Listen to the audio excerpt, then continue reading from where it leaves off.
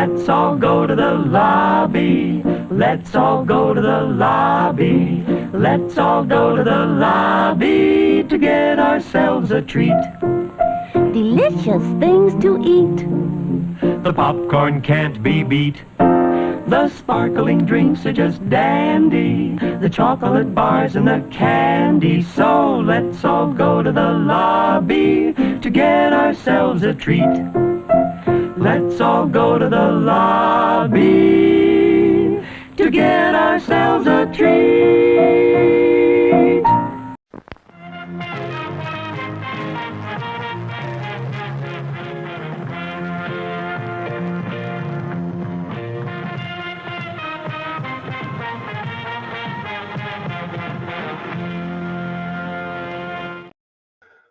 I'm getting those grindhouse vibes with that stuff, man. I tell you, I went to the lobby.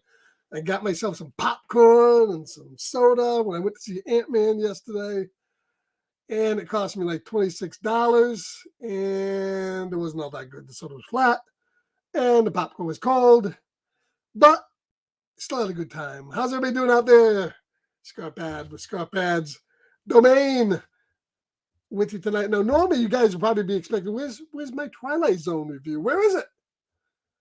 It's not here because Dylan had another appointment, couldn't make it, so we're going to postpone it. I think till Sunday. That's the plan right now. Is that the Twilight Zone review will be live on Sunday at some point, so we'll let everybody know when that will be. We did watch them. And we will get to them. So, but I wanted to come on anyways. I was planning on doing this. Might as well take this spot up and talk about a couple things that happened this week. One was going to see Ant-Man Quantumania, Ant-Man and Wasp Quantumania, and the premiere of Star Trek Picard Season 3. Oh, boy.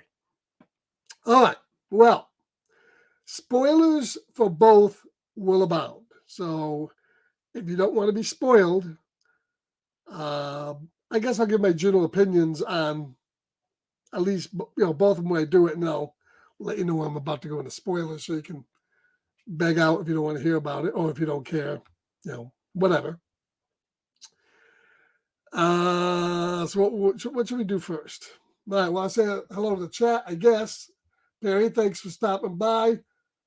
Pew Pew, Two Gun Pedro is in the house. How you doing, Two Gun? So yesterday I decided to take in an early screening of Ant-Man Quantumania, Ant-Man and Wasp Quantumania. So first thing I did was I refused for the first time not to pay the extra $3 upcharge. I didn't see it in the XD theaters, which I normally do. So the only thing I really noticed a difference of was smaller theater, a little bit smaller screen, and the sound wasn't quite as dynamic. But otherwise, it still was pretty good. But to tell you the truth, I'm kind of glad I went cheap. Now, I want to talk about Ant-Man and Quantumania, what I thought of it. Okay, generally overall, this would be my third favorite Ant-Man film. I'm a pretty big fan of Ant-Man. I enjoyed Ant-Man.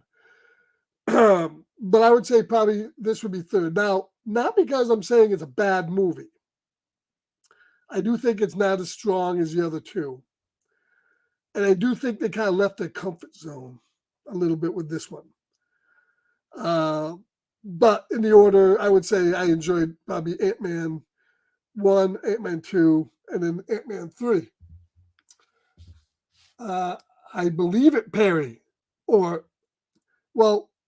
I know you live at home with Mom, but I hope the girlfriend, has some time to come over there as well. So anyways, Ant-Man 3. Overall, I enjoyed it. Now, I'm seeing a lot of negative stuff on the internet about this movie. Quite a bit.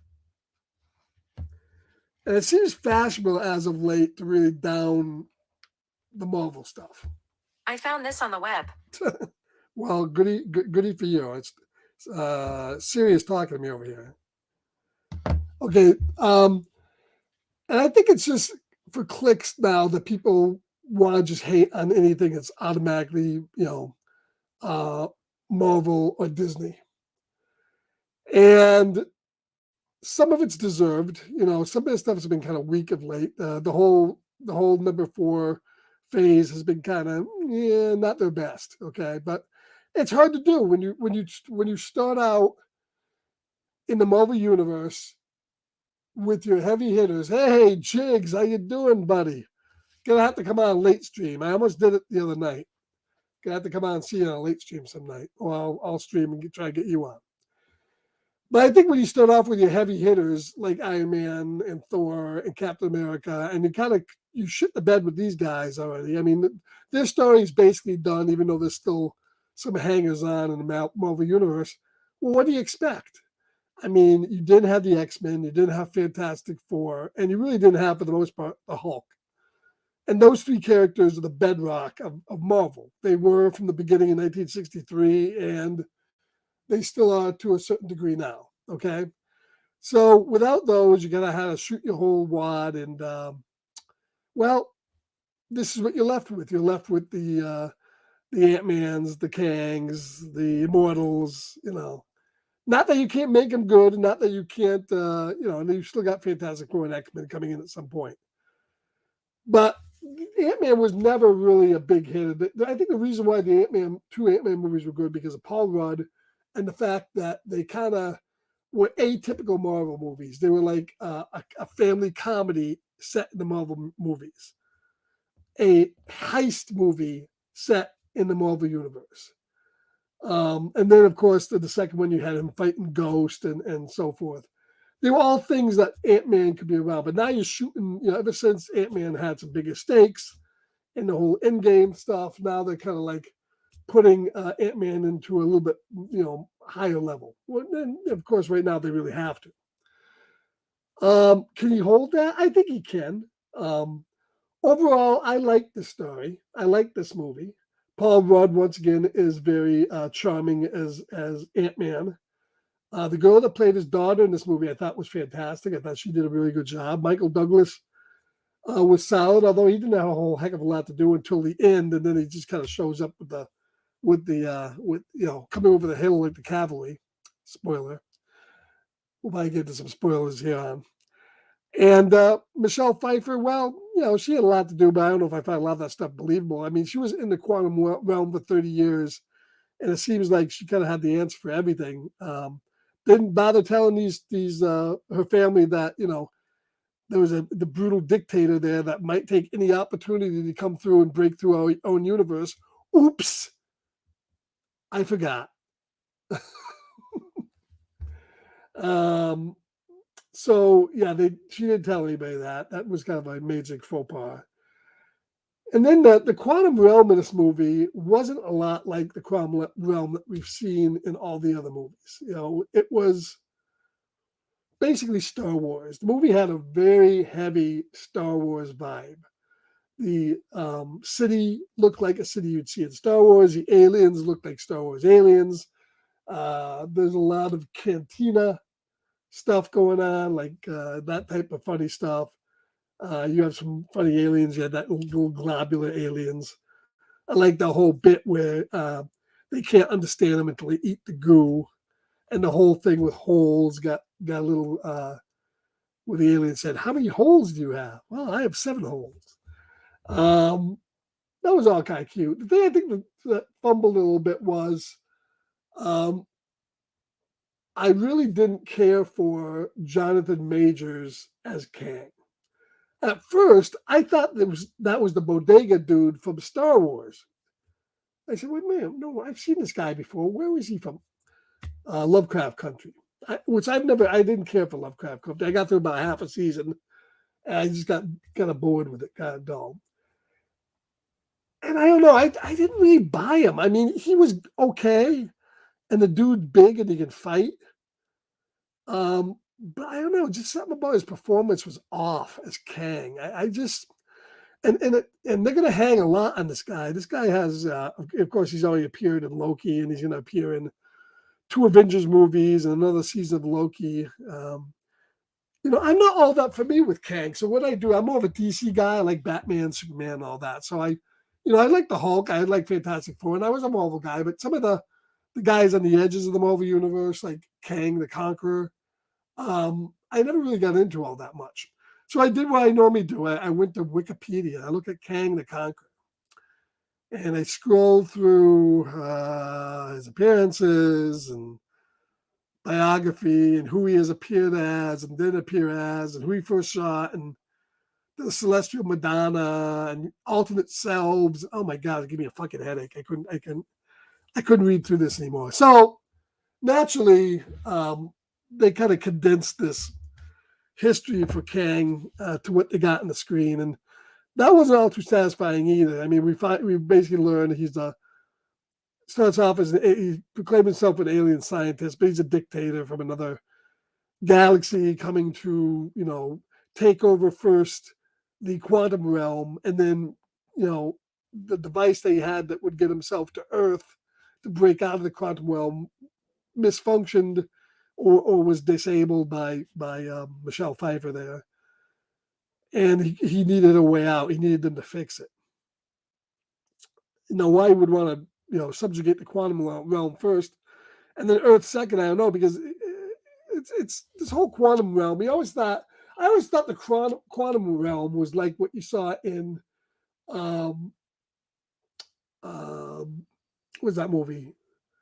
The Incredible Shrinking Man back in the 50s, where the Incredible Shrinking Man gets so small, infinitesimal, that he becomes like a microbe in a whole new realm, like a sub particle, but it's still part of Earth. That's not really what this is. I mean, you would think that's what that was, and that's why I thought it was in the first two movies. But it's kind of like almost a universe, like a pocket universe, onto itself. Okay, so I guess he wants to subjugate that, and there's all sorts of people living there, and some normal people, some aliens. It's really Star Wars. You'd think they were on a planet. It didn't make a whole lot of sense. So, we get a big battle scenes and whatnot, and there's a lot of fighting between Kang and Ant-Man at the end. And but I just didn't. It held my attention, but it wasn't a fantastic movie. I can see why people are dogging on it, but it wasn't as bad as it's making out to be. It certainly wasn't as bad. I thought The Immortals was a little bit more dull. So it's not it's not even middle tier. It's not as good as the first two Ant-Mans, but it's not a terrible movie. And by listening to some of the people on the internet, you would think this movie like killed the firstborn or something. I mean, it's watchable, it's entertaining, it's kind of fun. It's 2 hours, and you go home and you forget about it. I guess they want more. I don't know what there really could be more in an Ant-Man movie. I mean, Ant-Man is Ant-Man. It's not the Avengers. It's not Captain America. It's not the Hulk. It's Ant-Man. So everything that makes this up, the whole story about family was there. I saw a preview for Fast and Furious 10 coming out, and my God, it wasn't as dumb as that looked like it was going to be. So I mean, I understand the hate for it. Not really. So I would say my major problem was Jonathan. Jonathan Edwards. Was him as Kang. I didn't really care for him all that much, but we'll see. Maybe he'll get better. He'll improve in a better movie. But otherwise, everything else I thought was okay. I put on par with maybe like Doctor Strange and the multiverse. Some of this multiverse and quantum realm stuff is getting to be a little bit too much, as they're really doing a heck of a lot of it. So I just want to say hello once again to the chat. Jigs, Perry, everybody in there. Thanks for coming tonight. Thanks. I hope you enjoy it. So I would recommend seeing it. It had some nice visuals. The effects were decent. It does have a lot of photosensitive flashing and stuff. Like, so if you're sensitive to that, I wouldn't go see this movie because there's a lot of it. I don't know if it's in 3D. It may be. I don't think I can see it in 3D. I'm not even sure if it was natively shot in 3D. So, but it's an okay time of the movies. I enjoyed it for what it was. It certainly is not the worst Marvel movie. But we we're 30 films into this whole thing. I mean, I don't know. I mean, until we get to some of the heavy hitters, back to the Avengers, back to getting to Fantastic Four, getting to the X-Men and stuff. I'm not sure what more we could do. I mean, we're going to see some minor characters, and we're going to see stuff like this happening. The next movie, I forget what the next movie is. I know there's another one coming. I know Shazam's coming out in March. And there is another Marvel movie coming, I think, this summer, isn't it? I believe. Somebody remember when I say in the chat what it was. So that's really all I have to say about Antman. Aggressively relaxing. How you doing? I'll probably go. I'm not going to go see it again, but I'll certainly probably get the disc when it comes on video. I'll watch it again at home. I'll probably catch some stuff I missed. Overall, it's an entertaining 2 hours. If you're looking for something to go watch the movie, go see it. The effects are decent, but there's no reason to. I mean, I'm sure this will be on, like Thor: Love and Thunder will be on Disney Plus in a month.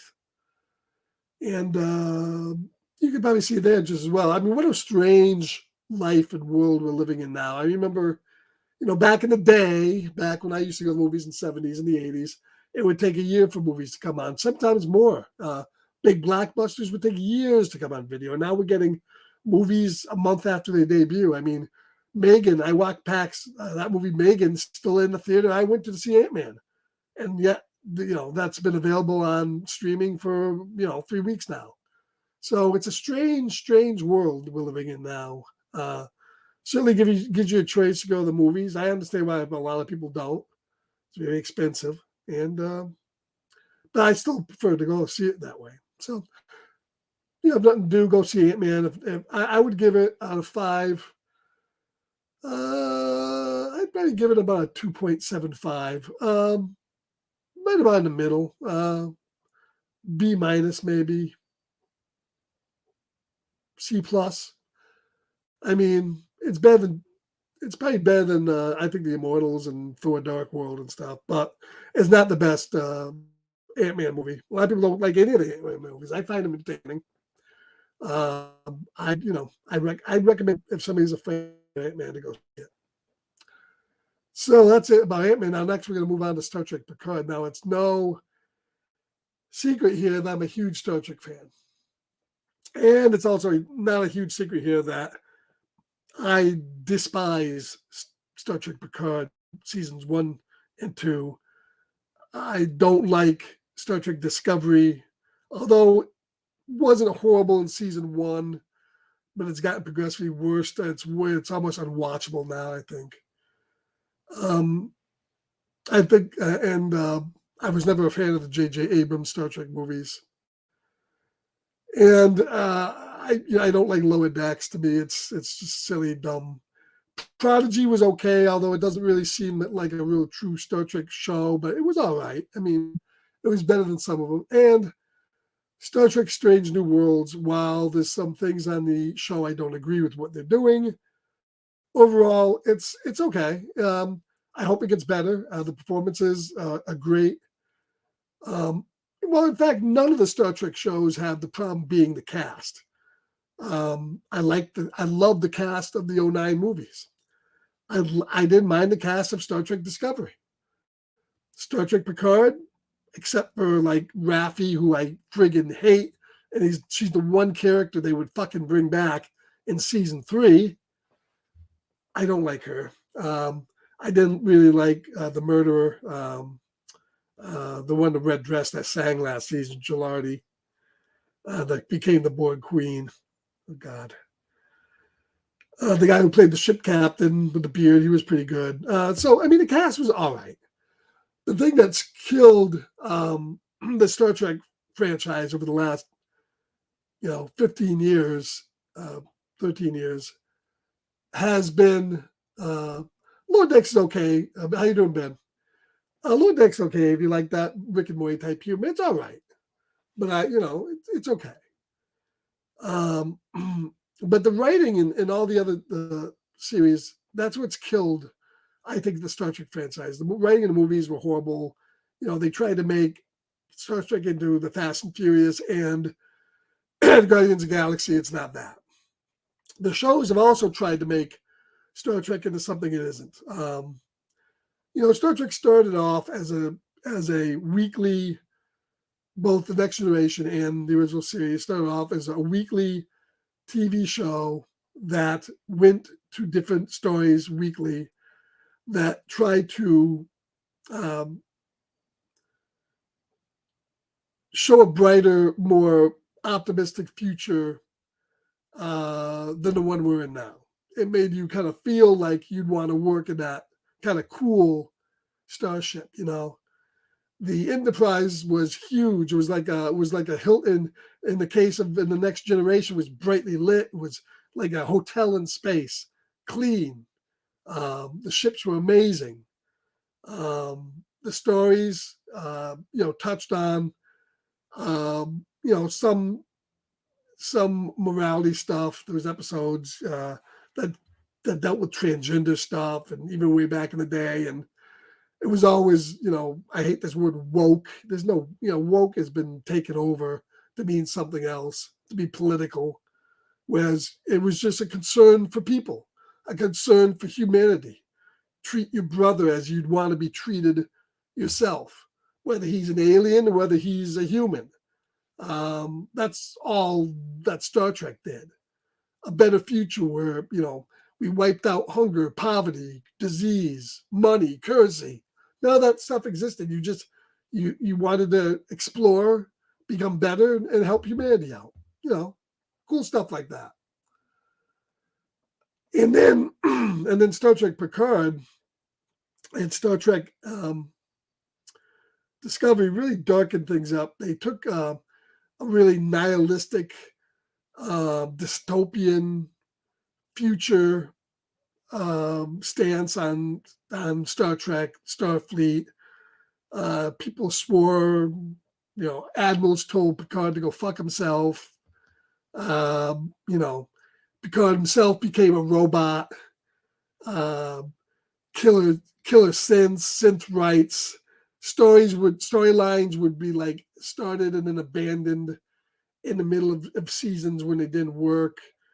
Characters would be introduced and then nothing done with them. Had none of the optimism, none of the joy, none of the inventiveness of Star Trek in the past.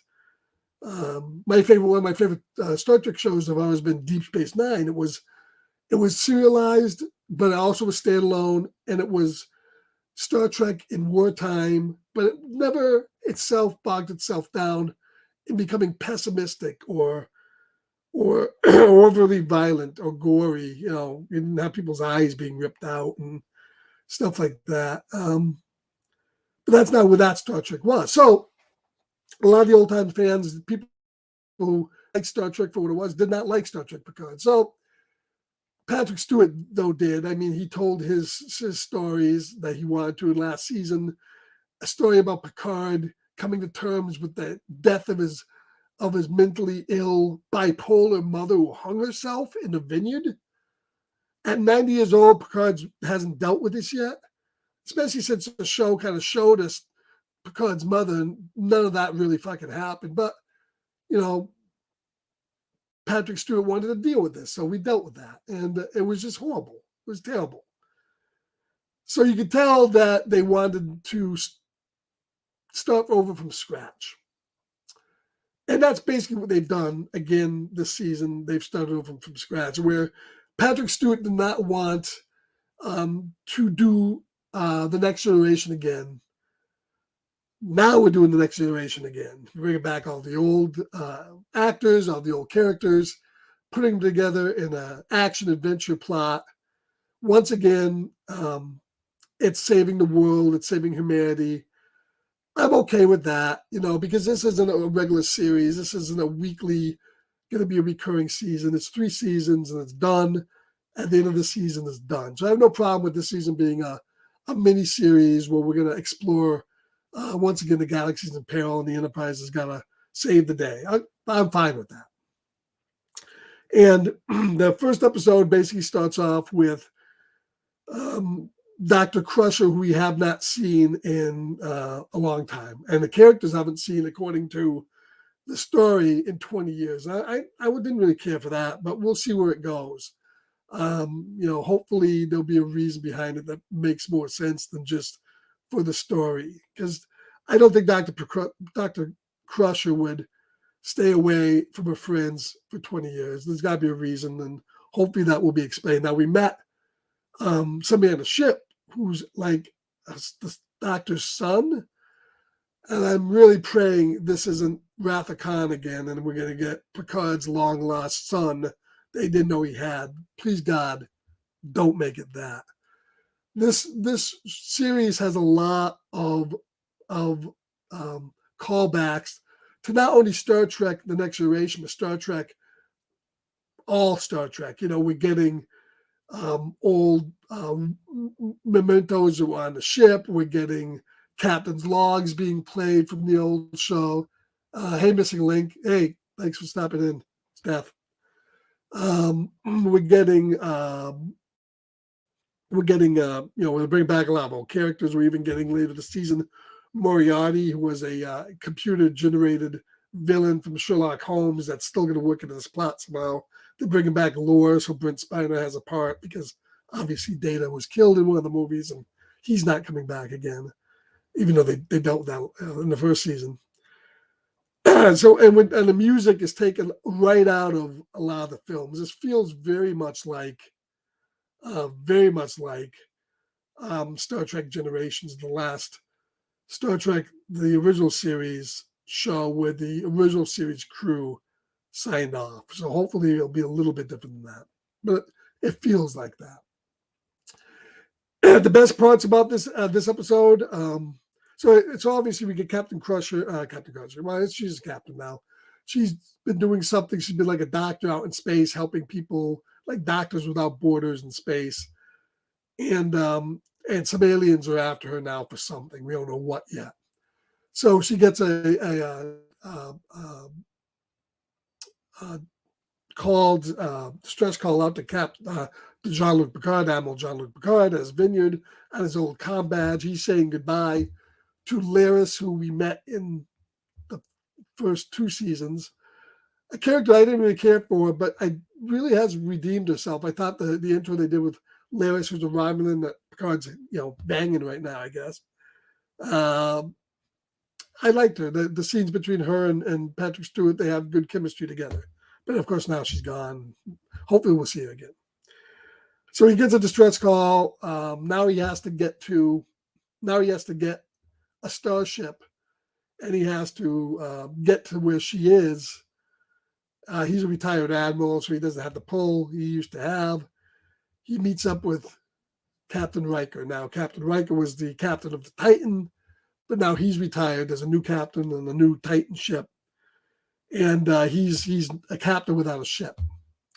So they decide to go ahead and, hey, Dylan, thanks for stopping in here, man. He decides to help Picard out. They get together, and their chemistry between Jonathan Frakes and Patrick Stewart as Riker and Picard is the best part of this episode. Is the best part of the first episode that we see so far. They're always fun together. Riker's almost more being Jonathan Frakes and being Riker, but it's fun. And they have to go find a ship, and that gives me really like Star Trek 3, where Kirk had to get a ship to go find Spock. It kind of gives me those vibes. So we get back on to the new Titan, Riker's ex-ship, new captain, now first officer by 7 of 9, who was in the first season of the second season of Star Trek Picard. She's back now. She became a lesbian after 7 years of not being a lesbian, but whatever. People change, and was having an affair with one of the worst characters on the show, Raffi. We'll get to her in a second. So she's there, and now there's a new captain of this Titan, and he's a dick. Seems like all the captains of Starfleet, besides that aren't named Picard, Sisko, Riker, Kirk, Spock, Archer, they're all dicks. Everybody else is a dick. If you're an admiral, you're a dick. If anybody in Starfleet, you're a dick. And Crusher tells, we get this whole X-Files thing, don't trust anybody, don't trust Starfleet. So, so they got this guy's ship, and he basically tells them to go fly. He tells Picard he's retired, he has no pull. And I agree with the guy 100%. He's a dick, but he's right. I mean, these two characters don't have any place bossing him around as a captain. He answers the Starfleet, but he's a dick. But I kind of have a feeling he's going to get redeemed later in the season. But they end up stealing a shuttlecraft, and the captain, who was really strict with these two guys, just lets them go. So they go, and they find Beverly's ship. And once again, Beverly's ship, basically the aliens come back towards attacking her. We meet this Beverly's son. We don't know what's going on with him. And really, that's about it. Now, Raffi, who was Picard's second in command, now is head of Starfleet security. Now, this is a character that I really hated. She has shown everything that's 24th century Star Trek and Starfleet wouldn't be. She's a junkie. She's an alcoholic. She's a bad mother. And that's the whole thing with all this other Star Trek like series like Discovery and Picard. Everybody had to have some kind of baggage. Everybody had to have some kind of trouble or phobia or fear or, to make it relatable to the audiences today. But that's not how characters in this universe are supposed to be. There's characters that have had problems, but not to the extent every single character. But that's the way it is now in Star Trek. So we meet her again, and she's going to buy drugs off an Orion. Now, the Orion's using slang such like junkie. We hear Riker say farting. I mean, we're talking about in Star Trek 4, they, Kirk and Spock, they even know the colloquialisms because they don't exist in the 25th century. People don't say that shit back then, but they do here, but whatever. But we get the same thing. My problem with this, I'm going to say Star Trek Picard episode 1, I liked it better than the first 2 seasons. But I've always said that the show burned me so badly that no matter how good the 3rd season is, and everybody's raving about it, it kind of lost me, But I'm willing to give it a chance. But, it's still, the bridge and the ships are so dark and drearily lit, unlike how they were in the show. Everything is dark. Everything is drab. Everything is kind of still dystopian. When we meet Beverly Crusher, she's got a phaser rifle that for some reason she's cocking it like a fucking shotgun and shooting people. And then we're not just warning them, making sure she burns them to ashes. Because people in this Star Trek, they kill, they murder, has been evident in the first 2 seasons of Picard, where everybody was a murderer. Hey, Kenneth, good to see you. Thanks for stopping by. And it makes no sense. I mean, we had elegant weapons, and now we get these shotguns, phasers that make no sense.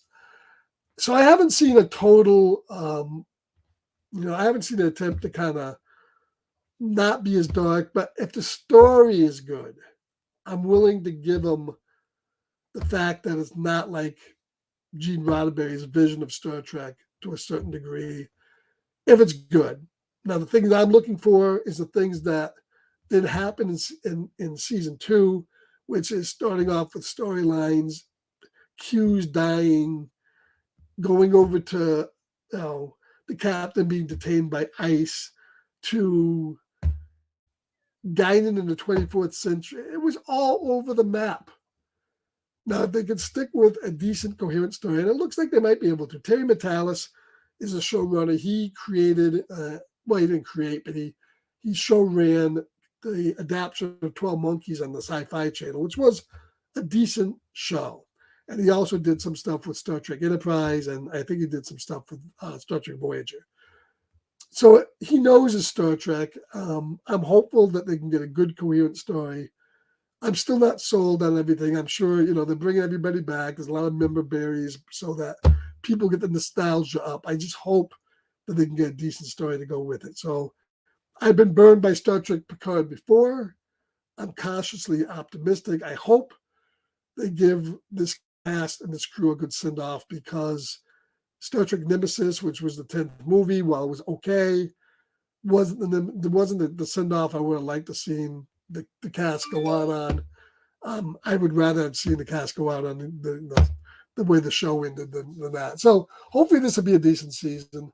I kind of wish they dropped it all at once so you could binge it, but it's going weekly. So I don't think I'm going to review it every week, but I'll probably pop in maybe midway and then at the end of the season to give my overall idea about what's going on. So everybody in the show tonight, in this spot, Dylan and I, we're going to be doing the Twilight Zone stuff. That's going to be coming. He had an engagement he's got to get to, so we'll probably be doing that on Sunday. Sunday will be the Twilight Zone.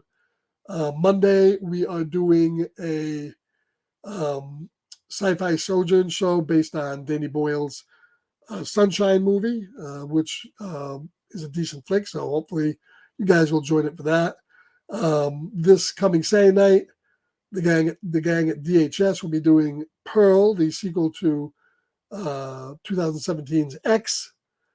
And I won't be there. Unfortunately, I have an engagement I have to go to. But I will tell you, my opinion, I liked X a little bit better than Pearl.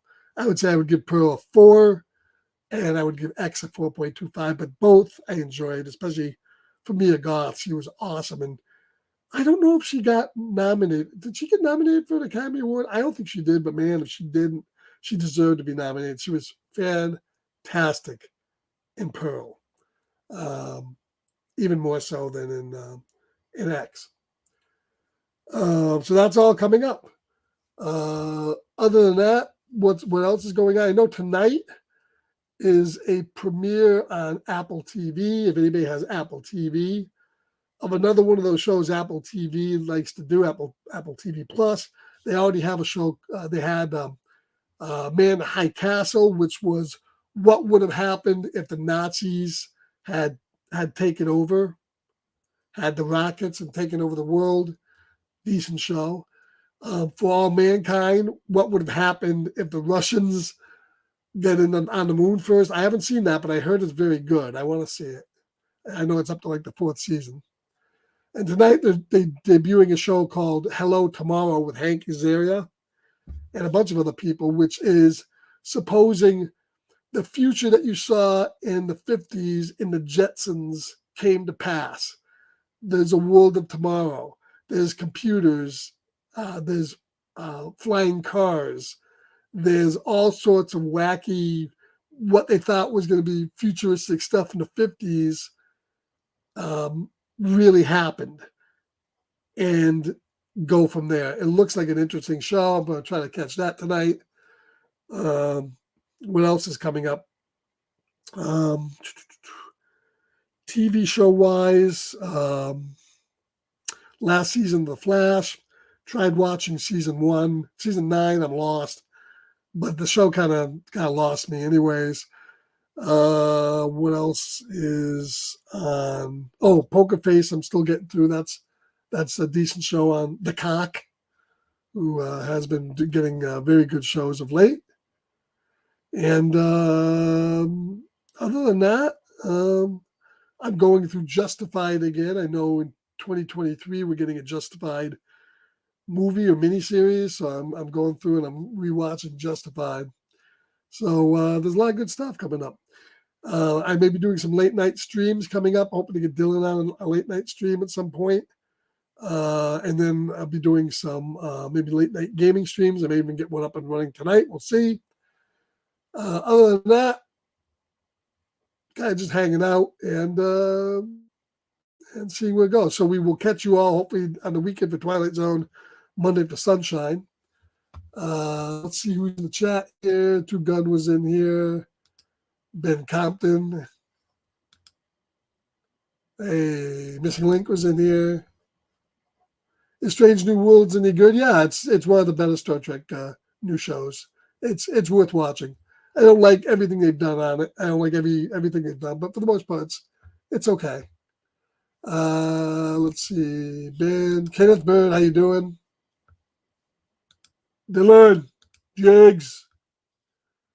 I gotta get out of Jigs late stream. I tell you, the Jigs and Perry late streams. Perry, if you're still in here, we gotta do a late stream. Me and Dylan have to do a late stream because those late streams back in the day were phenomenal, and I had such a good time doing those. So, hey, well, thank everybody for stopping in here, just talking about Ant-Man, talking about Star Trek Picard. We will see you this weekend for Twilight Zone and on Monday for Sunshine. So until then, and maybe sometime before that, game streaming. Might stream a couple games. We'll see what happens. We will catch you guys later. Have a good night, everybody.